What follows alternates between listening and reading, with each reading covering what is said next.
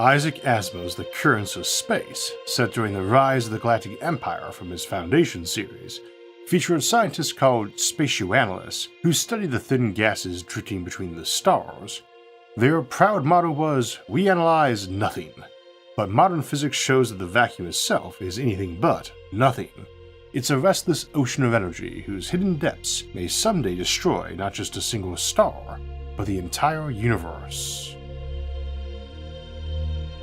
We often talk as if there's some otherworldly alternate reality waiting to leap out at us. Monsters, mind-bending geometry, that sort of thing.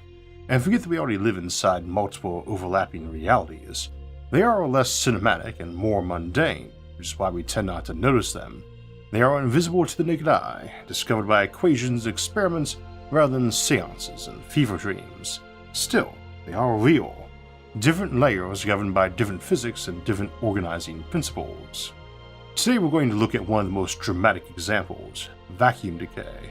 That's a fancy name for a process that in the worst case scenario could tear a hole in the fabric of our reality and replace it with a different vacuum state. Think of it as a bubble nucleating a pot of water, only here the bubble would contain different laws of physics. If such a bubble formed, it would expand at nearly the speed of light and everything inside would be transformed. Atoms, chemistry, stars, even the rules that let them exist. In short, it's famous for a good reason. It could be universe wrecking. But the possibility of catastrophe is not the whole story.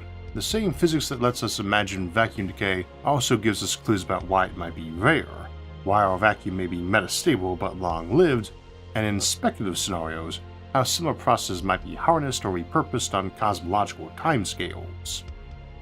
That last idea is highly tentative, but worth mentioning.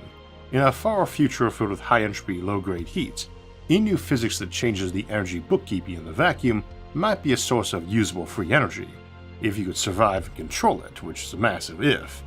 To understand why these layers of reality exist at all, it helps us look at how physics itself is layered. The vocabulary of reality comes from the Latin for thingness, but modern science has given it a richer texture. Different forces dominate at different scales. The strong and weak nuclear forces rule the subatomic world of nuclei and radioactive decay. Electromagnetism governs chemistry in our everyday experience. Light, electricity, the bonding of atoms. Gravity, weak as it is at small scales, wins out across planets, stars, and galaxies because it always attracts and never cancels. At truly vast scales, a fifth actor, dark energy, begins to dominate, driving the accelerated expansion of the universe. Over long enough distances, that acceleration can exceed the speed of light itself, which is handy for vacuum decay, as it does place a maximum radius on ruin, except it's about 14 billion light years, which is a non-trivial portion of the absorbable universe. But between these forces and the layers of reality they dominate, they are not rigid boundaries so much as regimes. Physics is continuous, but different directions become negligible or dominant depending on distance, energy, and timescale. The early universe illustrates this beautifully. At first tiny fractions of a second, the forces we now treat as separate were likely unified. Then symmetry breaking and cosmic inflation split the playing field, leading to epochs where different laws determined how structure formed. The layers you and I talk about are often just different emergent behaviors of the same underlying reality. That emergence is philosophically important. Reductionism tells us that chemistry reduces to quantum mechanics and biology reduces to chemistry, but that's not the same as saying higher-level realities are irrelevant. Emergent properties create new causal powers and new explanations. Chess and checkers are both products of human psychology, a psychology based on neuroscience that is in turn based on biology and chemistry, and themselves on the interactions of atoms and quarks. But you do not need to know how atoms work to understand how to play chess, or for that matter, how to play checkers. So too, a galaxy doesn't care about quark colors, but civilizations care about orbital mechanics and energy flux. Each layer, quantum fields, atoms, chemistry, ecosystems, civilizations, chess and checkers, it's a real pattern with its own criteria for explanation. So when we speak of holes in reality or alternate layers, we're not just doing spooky metaphors, we're talking about different regimes of physical law, some of which we've only glimpsed through theory and experiment. Vacuum decay is one extreme example where the seams between regimes could fail catastrophically. But the quieter truth is that our world already contains multiple realities, some visible in telescopes and microscopes, others visible only in accelerators and equations. and together they form the strange, layered cosmos we are trying to understand. At the floor of that cosmos, a lower and more foundational reality, the scale of quantum realm, and just below, we see one where what qualifies as a real object gets so ambiguous that we start to have real and virtual particles, and these are both very real and very in control of how things operate. Namely, without them, we wouldn't operate at all. And it is here that we reach the empty edge of reality, and need to talk about what the vacuum truly is and what it very much is not, which is empty. So, what is the vacuum? When most people say vacuum, they mean empty space. In physics, that's a useful shorthand, but it's wrong in the way a quiet room is wrong for a symphony hall during intermission. The vacuum is not nothing. It's the lowest energy state of quantum fields, and even that lowest state is noisy, restless, and full of activity on the tiniest scales. Quantum fields fill the cosmos. Particles are excitations of those fields. What looks empty is just the fields sitting near the minimum. But because of quantum uncertainty, those fields cannot be perfectly still. They jitter, produce short-lived fluctuations and virtual particle pairs, and carry an irreducible background energy we call vacuum energy or zero-point energy. Experimental effects, like the Casimir force between two very close plates, shows this vacuum activity has measurable consequences. See our episode on vacuum energy and zero-point for more details. But to skim it so we can get to the destruction of the universe, we've got a couple useful analogies. First, imagine the vacuum like the surface of a vast ocean. Waves and spray are always happening, yet the surface looks calm from far away. What we think of as empty space is basically the surface of that ocean, and stuff is tossing and turning in that surface layer, that level of reality where particle physics goes on all the time. But this might be a thin puddle barely as thick as the surface layer, or a pool much deeper, or even a cavernous ocean of near limitless depth. Poke a hole in it and our ship might sink. Second, let's consider the difference between stable and metastable. Metastable is a ball sitting on the top of a hill, perfectly balanced, but any nudge will throw it to one side or another and cause it to collapse downhill. Most low Earth orbits and Lagrange points are like that, very prone to tipping out of balance from minor perturbations. Now, a stable situation is prone to returning to its state even when perturbed. Imagine a ball in a bowl or in the bottom of a dip or valley. Give it a push and it's going to roll back and forth and down to that dip, and eventually through friction return to being unmoving at the bottom. The ball at the bottom is low energy, the lowest it can be, but it actually isn't. If that dip was over a sinkhole that suddenly collapsed, it would follow through to yet a lower energy state, and the one it was in would have been a false lowest state. That deeper hole idea is exactly what physicists mean by a false vacuum versus a true vacuum. As to punching a hole through, think of a ball on a big stretched tarp. It will settle into the middle, which will be stretched to its lowest point, and again this is a stable state. It's not going to roll its way up to either side, unless we gave it a very big bump of energy, and we refer to as quantum tunneling is when a little bit less energy than you need to go over the top of a hill nearby is actually enough to get you through that hill entirely. And we'll return to that later, but if we dropped a bowling ball there instead, it might tear through the tarp and plummet far lower. If our vacuum is false, perched above a lower energy state, a sufficiently large fluctuation or high energy poke could nucleate a bubble of the true vacuum, effectively tearing through the surface like a bowling ball dropped on that tarp. Inside that bubble, the fields, constants, and even the rules of chemistry and nuclear physics could be different. They'd basically have to be, as all the atomic and chemical interactions are based on the strengths of various forces and how long they take to permeate, which are based on those physical constants. The bubble will expand at nearly light speed, and that will be our speed of light, not a new one that might exist in that new space. As it rolls outward, it will be converting the surrounding space as it goes, not an explosion in space so much as a rewriting of the laws inside it. That's the essence of vacuum decay. Needless to say, if a wave of changed physics hits you, you're dead. There's just no surviving that. Your atoms would not hold together. Your chemistry, your structure, even the space you occupy would all come apart in an instant. You would unglue at the atomic level, probably in a flash of light and confusion. Now, maybe, just maybe, you could cheat that if you knew it was coming. If you had enough warning to figure out what those new physical laws were, and the time to build something that could cross the boundary intact. Something like a pattern receiver, a device tough enough to survive the new reality, ready to catch and reassemble whatever signal you sent through. information, blueprints, maybe even digitized minds. Of course, that means a lot of moving parts. You would need to detect the wave first, analyze its physics, and deploy something ahead of it that could survive the crossing. Probably something small, a universal assembler or a swarm of them, ready to rebuild from local materials once the chaos settled. That's a lot of steps, that's a lot of question marks, but if you saw that wave coming, you would be highly motivated to make it work. The real question is, how much warning do you get? Because the wave is coming fast, almost but not quite at the speed of light, and we'll come back to that. The Clock of Eternity. But how likely is vacuum decay? 2 points matter: the shape of the underlying field potential, which controls how easy it is to tunnel or fluctuate to the lower state, and the energy scales involved. Current work on the Higgs field suggests our vacuum might be metastable, but the calculated lifetimes are typically far longer than the age of the universe, unless new physics looks at higher energies we haven't yet measured. So it is plausible in principle, but very possibly irrelevant in practice.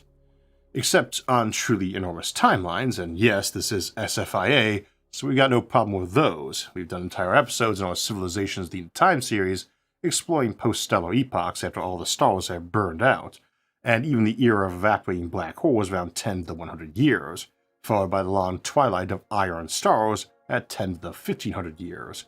But the insane timeline required for our universe to end through vacuum decay dwarfs even those.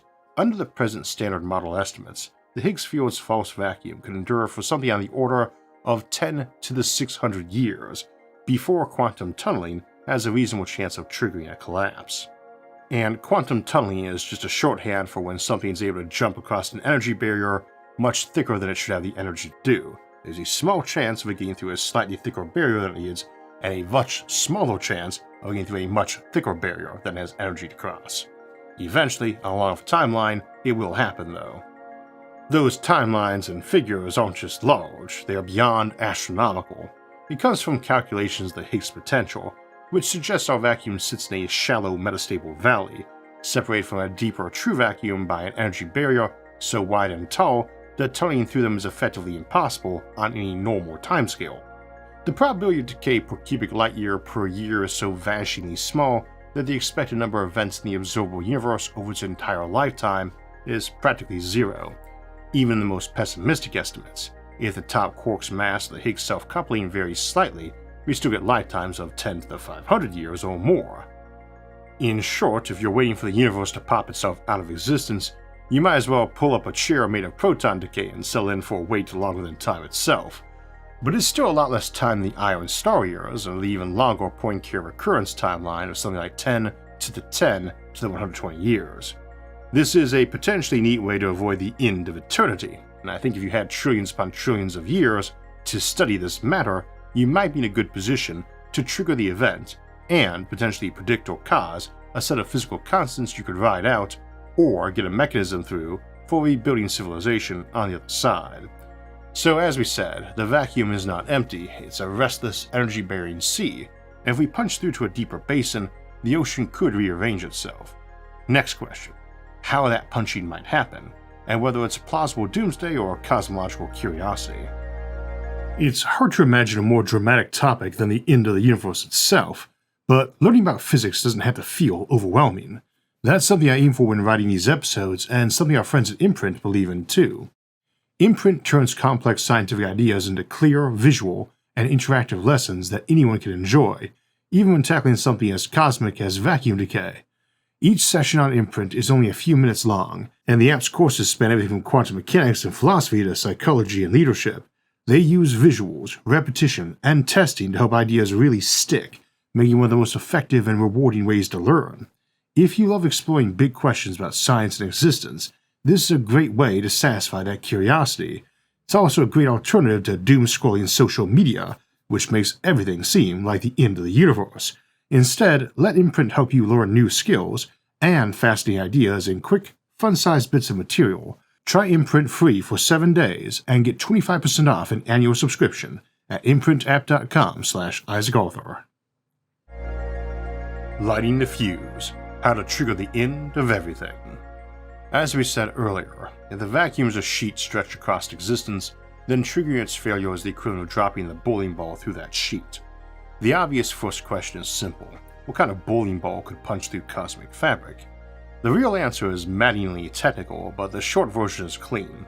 You need to create a fluctuation, or a localized configuration of fields, with enough energy and the right shape to nucleate a true vacuum bubble. Once a bubble appears, classic physics takes over and it grows on its own. There are two families of triggers to consider: spontaneous natural events and deliberate engineered acts. Spontaneous triggers are simply the universe doing what the universe does. Rare fluctuations, catastrophic astrophysical events, or exotic objects crossing the wrong threshold. As we said, in ordinary empty space, this isn't going to happen except on timescales hundreds of orders of magnitude longer than the universe has existed, or even longer than its dying embers will glow. Still, there are natural phenomena that might nudge those odds upward, however slightly. Alternatively, engineered triggers are what you'd expect from a civilization with both curiosity and either hubris or desperation, intentionally concentrating energy or matter into a configuration that reduces the tunneling barrier. Let's start with nature. The most talked about astrophysical catalysts are tiny black holes, ultra-high-energy cosmic rays, and rare collisions in the densest cosmic environments. Tiny black holes concentrate space-time curvature and can distort field values in their vicinity, effectively lowering the barrier and boosting tunneling probability. Think of Kugelblitz black holes, the kind we consider making to serve as starship drives and energy storage, and see that episode for details. But picture some enormous Dyson sphere built to focus trillions of high-energy laser beams on the same spot at the same moment, an atomic nucleus wide and a nanosecond long. These may have been made naturally in the early days of the universe too, but then they probably weren't high energy enough to cause a vacuum decay, unless of course they did right during those dawn moments right at the Big Bang when physics acted weird anyway. And yes, vacuum decay and parallel concepts are considered viable candidates for triggering the original Big Bang that made our cosmos. And for that matter, in an anthropic principle kind of context, you may have had several vacuum decays over and over again that just kept taking place until we eventually hit a configuration that was stable enough, or lucky enough, to manage to last long enough for the universe to expand to the point that they weren't going to happen anymore naturally. Hypothetical micro-black holes are not our only option in nature either. Cosmic rays and particle collisions can, in principle, deposit tremendous local energy. If you assemble enough of that energy in the right field configuration, you may see the bubble. But two practical facts slam the brakes on panic. First, these conditions are vanishingly uncommon in our region of the cosmos.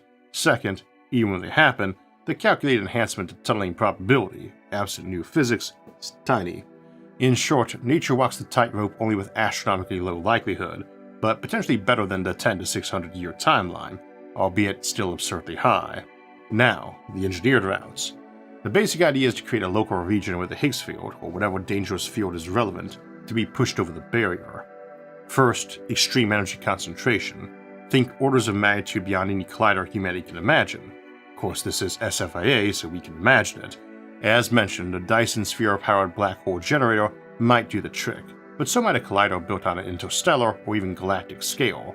I believe Stephen Baxter explores something very much like this in his Zeely novel The Ring, where an ancient civilization built a galaxy-spanning accelerator to tinker with the very fabric of space-time. Second, field catalysts.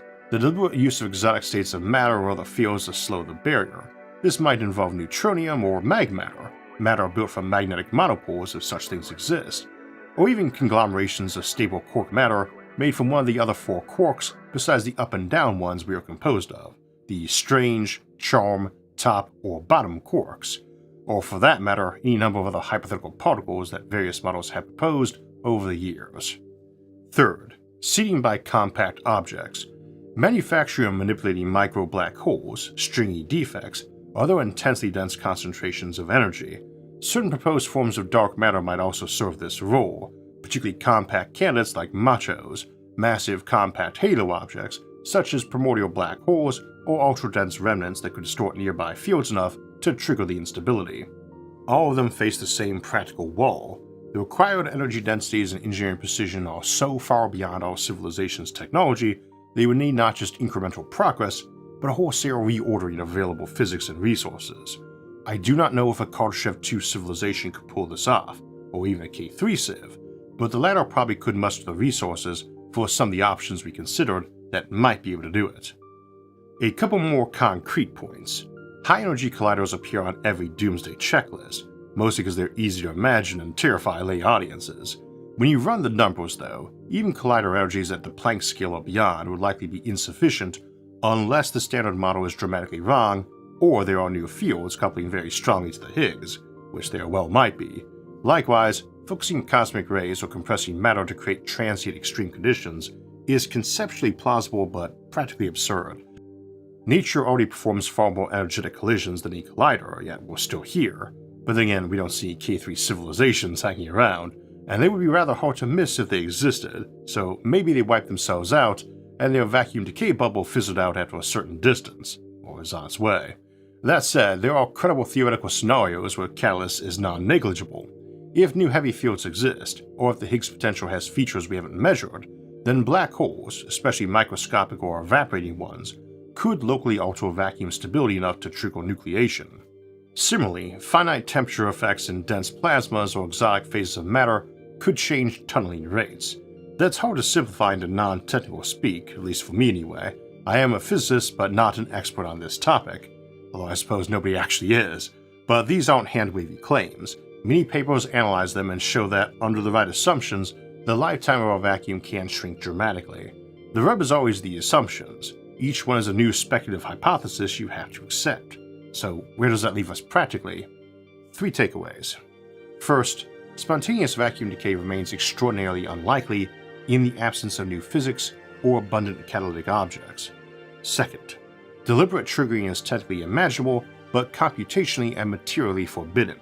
It requires energies, control, or field content that appear far beyond plausible engineering. Third, and crucially for the rest of this episode, some catalytic scenarios also change dynamics. If a bubble is nucleated in a medium, near matter, plasma, or compact object, the wall's behavior can shift. It may not accelerate immediately to C, it may carry energy, and it may produce particles that leak ahead of the wall. Those detailed dynamics are what we'll examine next, because if there's any hope for escape strategies or early warning schemes, they hinge on exactly those effects. The ultimate power source. If there's one thing sci-fi writers and futurists can't resist, it's asking whether the universe's end can be turned into a power plant.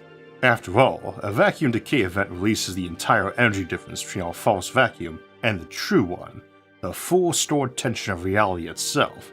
In theory, that's the ultimate power source, a reaction that makes matter-antimatter annihilation look like candlelight. But in practice, it's a power source with no off switch. Once the bubble forms, it expands at near light speed, converting everything it touches into the new vacuum. There's no containment field, no reactor wall, not even a run button you can press twice. It's the cosmic equivalent of wiring your house directly to the Big Bang. That doesn't stop people from speculating, of course. Some theorists have toyed with the idea of controlled vacuum domains, tiny regions of altered field states stabilized by immense pressure or exotic boundary conditions. If such a bubble could be held, fed, and collapsed safely, the energy yield per gram would make fusion reactors look quaint. But that's a big if. Our current physics says any structure would be catastrophically unstable. Maybe, just maybe, you could use this as a starship drive, running right on ahead of it, wrecking all behind you, which might be okay in a later era of the universe when all is dust and entropy anyway. So yes, vacuum decay could power a civilization, but only once, and it would take the rest of creation down with it. It's not a blueprint for the ultimate generator, it's the suicide note of a civilization whose ambition brought about their own ruin, and one about to be painted across the cosmos to the terror of all who live to see it. The Signals of Doomsday.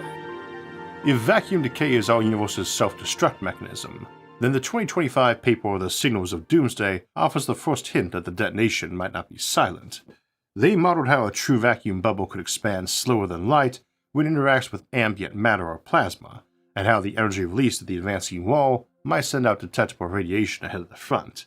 In other words, the end of physics might come with its own early warning flash. In their analysis, the bubble wall converts false vacuum energy into Higgs bosons, photons, and neutrinos. Some of those particles escape the wall region faster than the front itself, forming a precursor signal. The lag could be seconds, hours, or under extremely dense conditions, perhaps even years at a galactic scale. For any unlucky observers, that would mean a burst of radiation sweeping through the detectors just before the true vacuum wave erases those detectors from existence. But at truly large scale, maybe one from a civilization a supercluster away, it might be a useful warning time. That slowdown also changes the character of the event. Instead of a purely geometric rewriting of space, the boundary becomes an energetic engine, dumping the difference into vacuum energy into kinetic and thermal forms. To a distant telescope, the onset of vacuum decay might look, very briefly, like a supernova that goes off everywhere at once across a patch of sky. The authors even suggest that in principle a civilization could detect a neighboring vacuum collapse long before it reached them, an omen traveling at light speed, now seeing the slower moving end. And if you got fast enough ships and enough lead time, you might be able to accelerate away from the approaching front and stay ahead of it indefinitely, which is easier with more advance notice. And this opens an unsettling speculation. If such events can produce detectable precursors, our own cosmos could have already witnessed one, its light now dimmed by time and distance. We may simply lack the context to recognize what we saw. For our purposes though, those findings hint at the thinnest possible hope of survival. A subluminal front means a non-zero warning window. If some pattern receiver, probe, or AI swarm is already seeing light years ahead of us, it might detect that radiation and respond, recording the constantly ordered physics, launching signals or seeds into the new. We might be able to enact a kind of cosmic backup plan. It's a grim comfort, but in futurism, even a femtosecond of lead time is worth talking about. Also, very large civilizations might already have fleets of ships or probes that are already moving away from their civilization in the right direction at close to light speed, to which they might be able to send their uploaded minds as copies for eventual reconstruction outside the vacuum decay bubble's ultimate reach. The Fragility of Reality. Vacuum decay reminds us that everything, space, time, matter, meaning, is built on assumptions the universe doesn't owe us. The constants that let chemistry happen, that let stars burn and minds arise, are contingent. They hold together not because they must, but because, so far, nothing has punched through the cosmic tarp beneath them. And yet that fragility is also beautiful. The same physics that threatens to rewrite the universe also wrote us. Those field values, those delicate balances between forces, are why there's light and structure instead of an undifferentiated fog. In a cosmos that could have so easily taken another path, existence itself is already an improbable triumph, and if it can be done by nature, then it can usually be done by artifice, and such knowledge may let us build defenses against such events, but also lets us learn to make safe and controlled changes to physical laws. If that is possible, then it may open doors to greater realms and pathways to eternity unconstrained by entropy. So we study vacuum decay not because we expect it soon, but because understanding it reveals how deep our roots go, and how thin the soil is beneath them. The lesson isn't that the universe is doomed. All things are finite and end with time, and a book is not doomed because it has a finite number of pages. Rather, it's that the universe is dynamic, alive with potential transitions, and that intelligence, ours or anyone's, emerges from that same restless energy. Whether eternity ends in a whisper, a bubble, or another dawn entirely, we can still marvel that for a brief slice of time, we were here to notice.